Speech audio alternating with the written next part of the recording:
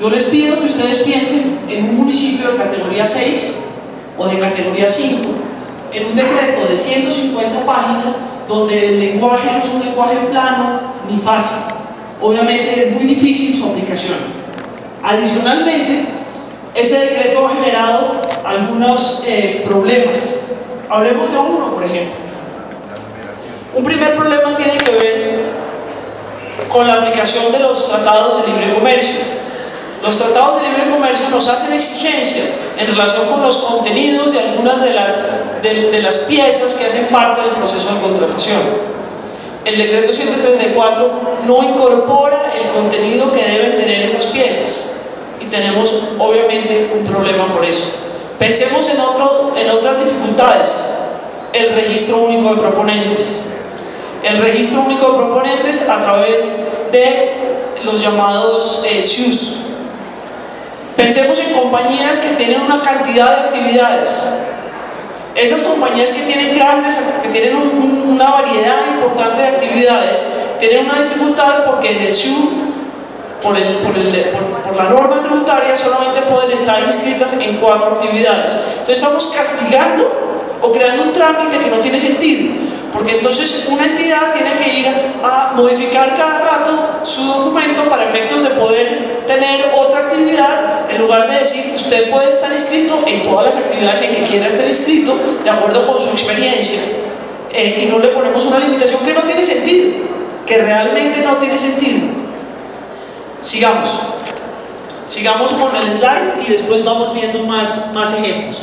Antes de Colombia Compra Eficiente, sigamos dale. Habíamos hablado en la primera parte de estrategia, la regulación no estaba enmarcada en la política de gasto. De tal manera que las autoridades de gasto, decíamos, no hacían parte del proceso de contratación. Hablaba con unos funcionarios de la Superintendencia Financiera en la pausa de lo difícil que es ese tema para muchas entidades, sobre todo que pertenecen de pronto a aquellos sectores en donde la compra pública había estado habitualmente.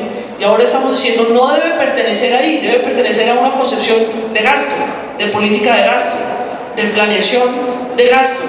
Y por eso están Hacienda y Planeación Nacional.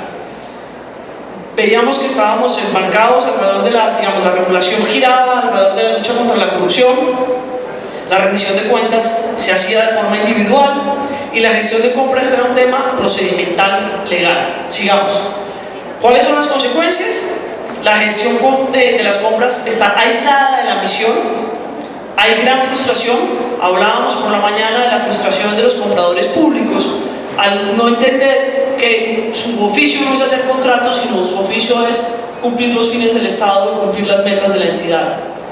Hablábamos de cómo la comunicación entre proveedores y compradores es sospechosa, cuando no tiene sentido, porque la única forma de que nosotros conozcamos qué ocurre en el mercado es aproximándonos a los proveedores, y hay una sobrecarga de responsabilidades individuales. Sigamos. Con Colombia Compra Eficiente, les cité esa frase del presidente, no se trata de gastar menos, sino aprender a gastar bien, de que podamos hacer un ejercicio para aprender a gastar bien. Sigamos. Las adquisiciones públicas materializan objetivos de política pública. De tal manera que estamos hablando de valor por dinero, y hablábamos de que en el valor por dinero tenemos las 3 E's, lo veíamos en la presentación de esta mañana y lo veíamos en el video. Eficiencia, eficacia y economía. ¿Orientadas a qué? Al cumplimiento de las metas de la entidad. Sigamos. ¿Cómo transformar este marco regulatorio para que responda a la visión estratégica de la que hemos hablado? Nosotros pensamos que es con una normativa comprensiva del proceso de compras. Y hablemos del proceso no desde el punto de vista legal, de procedimental, sino de un proceso como lo ven los ingenieros y como los administradores, que son cadenas de un proceso, que responda a la necesidad del Estado de proveer bienes y servicios. ¿Qué necesitamos entonces? Una normativa que permita repensar el papel de los abogados en la compra pública. Necesitamos repensar ese papel. Necesitamos entender que la compra pública tiene que ver mucho más con economía, con microeconomía, con administración, con ingeniería, que con el derecho.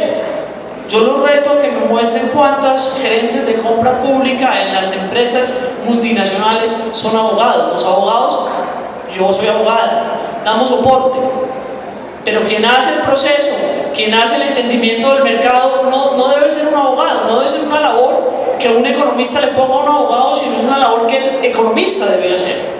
Y debe ser atado a la misión de la entidad. Yo tengo que cumplir esta misión y para eso necesito estos bienes y servicios en estos tiempos y tengo este presupuesto. ¿Cómo vamos a planear eso? Y después el abogado puede ayudar a una cantidad de cosas, pero no puede ser el líder de ese proceso solo, porque esa no es su formación. Por eso los invito a que repensemos el papel de los abogados en la compra pública. Nosotros consideramos, Colombia Compra Eficiente considera necesaria una revisión legal. Considera necesaria revisar la ley 1150, la ley 80 del año 93 y las normas de contratación que están en otros cuerpos legislativos. Esa es una tarea que consideramos necesaria y en la cual estamos trabajando. La ley 80 mira el proceso de compra desde una perspectiva de principios.